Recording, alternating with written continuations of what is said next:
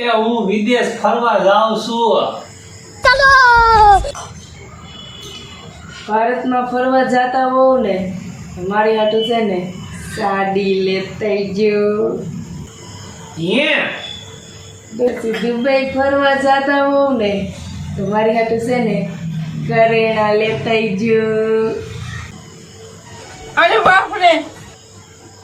તમે ફ્રાન્સ ફરવા જાતા હોવ ને મારી હાટું છે ને અત્તર લેતા જો.